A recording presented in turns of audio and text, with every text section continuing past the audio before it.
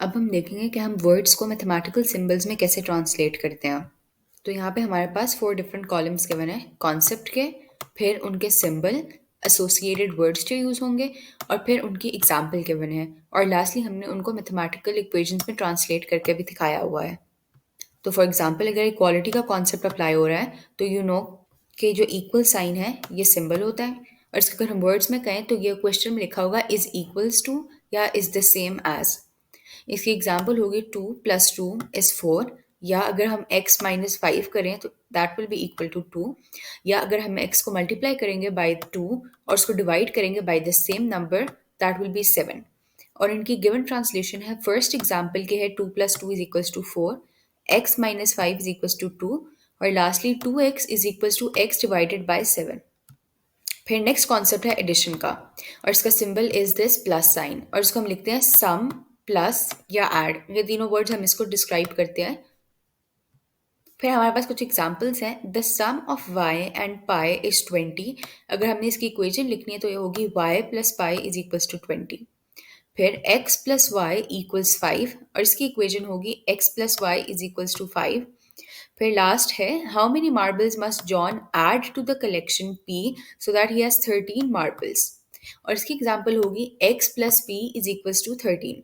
फिर हमारे पास सब्ट्रैक्शन का कॉन्सेप्ट है और इसका सिंबल होता है ये माइनस का साइन। इसको हम माइनस भी कहते हैं, डिफरेंस भी कहते हैं, सब्ट्रैक्टेड भी कहते हैं और लेस दैन भी कह सकते हैं। अगर हम x - y कर रहे हो तो हमारा आंसर होगा x - y। फिर अगर हम कर रहे हो difference of x and y is 8 तो हमारी इक्वेशन बनेगी x - y = 8। और लास्टली अगर हम x को सब्ट्रैक्ट करेंगे y से तो इक्वेशन होगी y - x। फिर हमारे पास है मल्टीप्लिकेशन का कॉन्सेप्ट। इसको हम या तो डॉट से डिनोट करते हैं या इस एक्स साइन से। इसको हम मल्टीप्लिकेशन को टाइम्स भी कह सकते हैं या प्रोडक्ट ऑफ भी कह सकते हैं। तो अगर हमारे पास एग्जांपल हो the circumference is 5 less than the area तो ये इसकी इक्वेशन बनेगी c = a - 5। फिर अगर हमारे पास हो the acceleration is 5 times the velocity वो होगा a = 5v। और लास्टली अगर हो the product of to consecutive integers तो वो हो जाएगा x मल्टीप्लाइड बाय x + 1। फिर अगर x इज 125% ऑफ y तो वो हो जाएगा x = 125% multiplied by y। Last में हमारे पास है डिवीजन जिसका ये साइन होता है। इसको हम क्वोशंट भी कहते हैं या डिविडेंड भी कह सकते हैं। तो अगर एग्जांपल हो the quotient of x and y is 9 तो उसकी इक्वेशन बनेगी x डिवाइडेड बाय y = 9।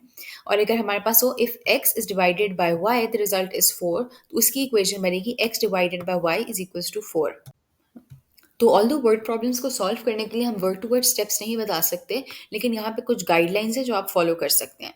तो सबसे पहले आप एक वेरिएबल चूज करेंगे जिसको आप अननोन क्वांटिटी की जगह सब्स्टिट्यूट करेंगे और फिर जो बाकी अननोन क्वांटिटीज होंगी आप उनको उन terms of that variable he describe करेंगे। जैसे फॉर एग्जाम्पल अगर हमारे पास एक क्वेश्चन हो कि Sue's age is 5 years less than twice Jane's age and the sum of their ages is 16। तो इस क्वेश्चन में जो जेन की एज होगी उसको हम एज अननोन ट्रीट करेंगे। तो हम सपोज कर लेंगे कि x = जेन्स एज और फिर जब हम सुई की एज को डिस्क्राइब करेंगे इन टर्म्स ऑफ x तो हमारी इक्वेशन हो जाएगी एज = 2x - 5। फिर सेकंड स्टेप में आप एक इक्वेशन लिखेंगे जो इस एक्सप्रेशन को इन्वॉल्व करेगी जो हमने स्टेप 1 में निकाला होगा।